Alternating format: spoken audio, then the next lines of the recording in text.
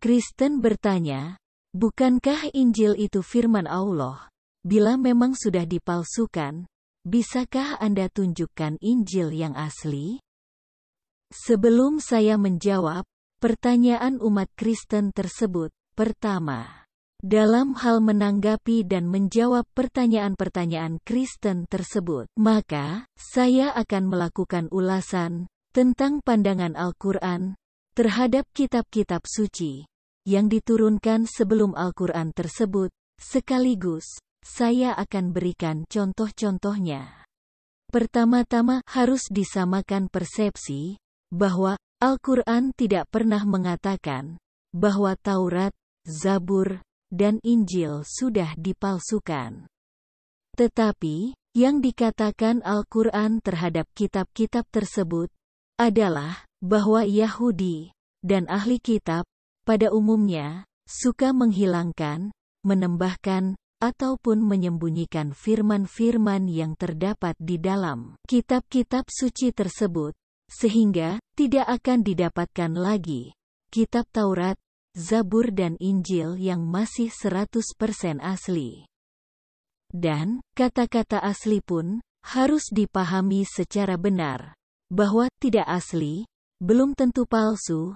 Tidak asli juga bisa bermakna bahwa kitab-kitab tersebut sudah ditambah-tambah ataupun dikurangi isinya. Itulah pandangan kami, umat Islam, terhadap kitab Taurat, Zabur, dan Injil yang saat ini dibawa-bawa oleh umat Kristen dan Yahudi.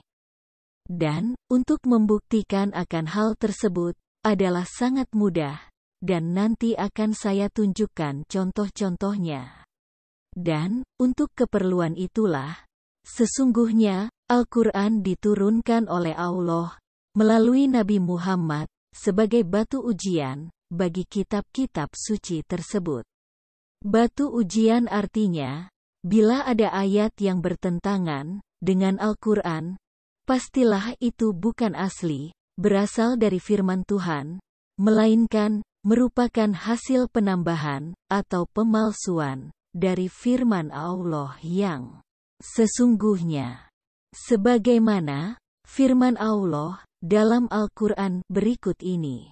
Dan, kami telah turunkan kepadamu Al-Quran dengan membawa kebenaran, membenarkan apa yang sebelumnya, yaitu kitab-kitab yang diturunkan sebelumnya, dan batu ujian terhadap kitab-kitab yang lain itu. Maka, putuskanlah perkara mereka menurut apa yang Allah turunkan, dan janganlah kamu mengikuti hawa nafsu mereka dengan meninggalkan kebenaran yang telah datang kepadamu. Untuk tiap-tiap umat di antara kamu, kami berikan aturan dan jalan yang terang, sekiranya Allah menghendaki, niscaya kamu dijadikannya satu umat saja. Tetapi Allah hendak menguji kamu terhadap pemberiannya kepadamu, maka berlomba-lombalah berbuat kebajikan, hanya kepada Allah lah kembali kamu semuanya, lalu diberitahukannya kepadamu. Apa yang telah kamu perselisihkan itu? Maha benar Allah dengan segala firman-Nya. Namun, setelah dijelaskan secara detail pun, umat Kristen tetap saja selalu menanyakan, bukankah Al-Quran bicara tentang Injil? Dan percaya Injil itu firman Allah? Baiklah, kami akan jawab kembali pertanyaan Kristen sesat tersebut. Memang benar, Al-Quran banyak membicarakan Injil, kitab suci, yang pernah diturunkan kepada Nabi Isa alaihi salam, atau Yesus, yang membenarkan kitab-kitab sebelumnya, dan petunjuk bagi orang-orang yang bertakwa. Kitab Injil yang diturunkan kepada Nabi Isa alaihi salam, atau Yesus, adalah sebenar-benarnya firman Allah subhanahu wa ta'ala, sebagaimana firman Allah berikut ini. Dan kami iringkan jejak mereka, nabi-nabi Bani Israel, dengan Isa putra Maryam, membenarkan kitab yang sebelumnya, yaitu Taurat. Dan kami telah memberikan kepadanya kitab Injil sedang di dalamnya ada petunjuk dan cahaya yang menerangi dan membenarkan kitab yang sebelumnya, yaitu kitab Taurat, dan menjadi petunjuk serta pengajaran untuk orang-orang yang bertakwa. Al-Quran Surat Al-Maidah ayat 46. Di dalam Al-Quran, bahkan, menceritakan kisah yang begitu indah tentang Nabi Isa alaihi salam dan kitab suci Injil yang diturunkan oleh Allah kepadanya. Sebagaimana tertulis dalam Al-Quran Surat Maryam ayat 30-35 berikut ini. Berkata Isa, "Sesungguhnya aku ini, hamba Allah. Dia memberiku Alkitab Injil, dan dia menjadikan aku seorang nabi. Dan dia menjadikan aku seorang yang diberkati, di mana saja aku berada, dan dia memerintahkan kepadaku, mendirikan salat, dan menunaikan zakat selama aku hidup. Dan berbakti kepada ibuku, dan dia tidak menjadikan aku seorang yang sombong, lagi celaka. Dan kesejahteraan semoga dilimpahkan kepadaku, pada hari aku dilahirkan, pada hari aku meninggal, dan pada hari aku dibangkitkan hidup kembali." Itulah Isa putra Maryam, yang mengatakan perkataan yang benar, yang mereka berbantah-bantahan tentang kebenarannya. Tidak layak bagi Allah mempunyai anak, Maha Suci Dia. Apabila Dia telah menetapkan sesuatu, maka Dia hanya berkata kepadanya, "Jadilah," maka jadilah ia. Maha benar Allah dengan segala firman-Nya. Dan yang perlu diingat di sini, kitab Injil yang diturunkan kepada Nabi Isa alaihi salam, atau Yesus tersebut, bukanlah Alkitab Kristen, yang sekarang. Mengapa begitu? Karena Injil yang sekarang, isinya sangat berbeda. Isi kitab Injil yang asli tersebut, bahkan secara tersirat, diceritakan di dalam beberapa ayat Al-Quran di atas. Dan secara lebih lengkap, di dalam ayat-ayat Al-Quran seutuhnya. Al-Quran menggantikan seluruh kitab suci, yang pernah diturunkan oleh Allah, kepada semua rasul utusan Allah. Sebagaimana sabda Nabi, dalam hadis Musnad Ahmad, nomor 16368. Nabi Muhammad bersabda, "Saya diberi ganti dari Taurat, dengan Asabah, 7 surat dalam Al-Quran yang panjang-panjang. Saya diberi ganti dari Zabur, dengan Al-Ma'in, surat yang jumlah ayatnya sekitar 100. Saya diberi ganti dari Injil, dengan Al-Matsani, yaitu surat yang terulang-ulang membacanya dalam setiap rakaat salat. Dan saya diberi tambahan dengan Al-Mufal, surat yang dimulai dari Qaf sampai akhir surat." Namun, setelah dijelaskan secara detail pun, umat Kristen tetap saja selalu menanyakan, "Kalau kalian anggap Injil kami sudah dipalsukan, bisakah kalian tunjukkan Injil yang asli?" Baiklah, kami akan jawab kembali pertanyaan Kristen sesat tersebut.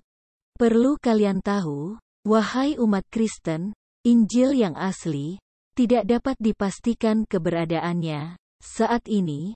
Apakah masih ada, ataukah memang sudah musnah? Lalu, bagaimana umat Islam berani menyatakan bahwa Alkitab yang sekarang bukanlah Injil yang asli?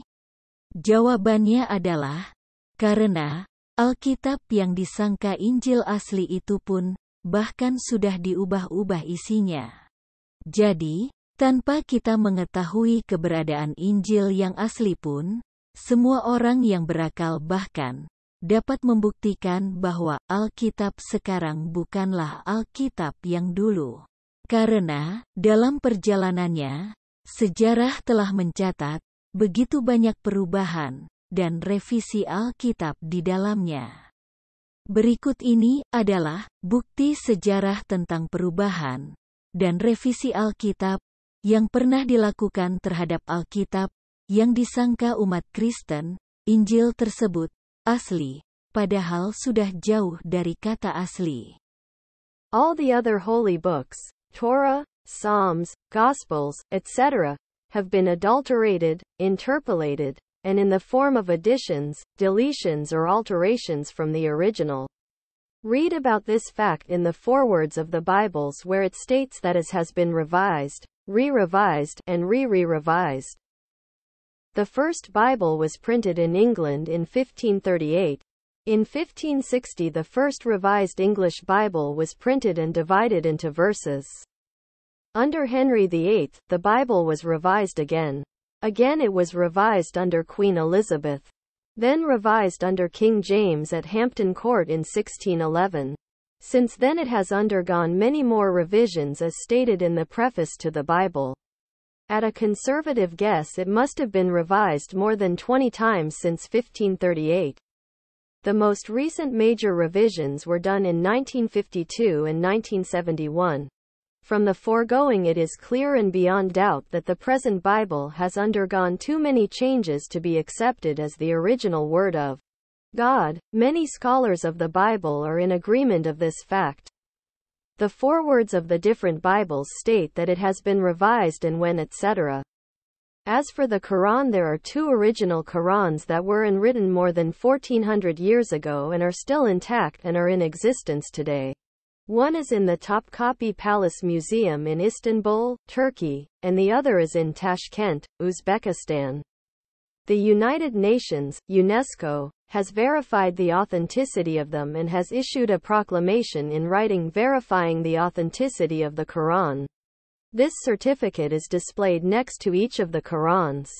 Sekarang, saya akan terjemahkan ke dalam bahasa Indonesia. Semua kitab suci lainnya, Taurat, Mazmur, Injil, tersebut telah diubah-ubah, disisipi dengan penambahan, pengurangan, dan perubahan dari aslinya. Bacalah tentang fakta akan hal ini di dalam prakata dari Alkitab yang menyatakan bahwa telah direvisi ulang, dan direvisi kembali. Alkitab pertama dicetak di Inggris pada tahun 1538. Pada tahun 1560 revisi Alkitab yang pertama kali dicetak dalam beberapa versi. Di bawah kekuasaan Raja Henry VIII, Alkitab direvisi kembali, lalu direvisi lagi pada zaman Ratu Elizabeth, kemudian direvisi pada zaman Raja James di Istana Hampton pada tahun 1611. Semenjak itu, lalu dilakukan lagi beberapa kali revisi, sebagaimana dinyatakan di dalam prakata dari Alkitab. Sebagai perkiraan, kira-kira sudah lebih dari 20 kali mengalami revisi semenjak tahun 1538. Revisi besar paling akhir dilakukan antara tahun 1952 dan 1971. Dari kenyataan di atas, telah sangat jelas bahwa Alkitab yang ada sekarang sudah mengalami banyak perubahan untuk dianggap sebagai firman Tuhan yang masih asli. Banyak sarjana Alkitab yang membenarkan tentang kenyataan itu. Pendahuluan dari Alkitab yang berbeda versi selalu menyatakan bahwa telah dilakukan revisi dan di mana. Sementara Al-Quran, masih terdapat dua Al-Quran yang asli, yang dituliskan lebih dari 1400 tahun yang lalu, yang masih utuh dan bisa dilihat hingga saat ini. Yang pertama, terdapat di Gedung Museum Topkapi di Istanbul, Turki, dan yang satunya berada di Tashkent, Uzbekistan. UNESCO telah memverifikasi keasliannya dan memberikan surat pernyataan verifikasi tertulis terhadap keaslian Al-Quran. Sertifikat tersebut ditampilkan di sebelah masing-masing Al-Quran tersebut. Dan sebagai penutup video ini, saya akan kutip firman Allah Subhanahu wa Ta'ala berikut ini. Katakanlah, hai ahli kitab, kamu tidak dipandang beragama sedikit pun, hingga kamu menegakkan ajaran-ajaran Taurat, Injil, dan Al-Quran yang diturunkan kepadamu dari Tuhanmu. Sesungguhnya, apa yang diturunkan kepadamu Muhammad, dari Tuhanmu, akan menambah kedurhakaan, dan kekafiran kepada kebanyakan dari mereka. Maka janganlah kamu bersedih hati, terhadap orang-orang yang kafir itu. Al-Maidah ayat 68. Maha benar Allah, dengan segala firman-Nya.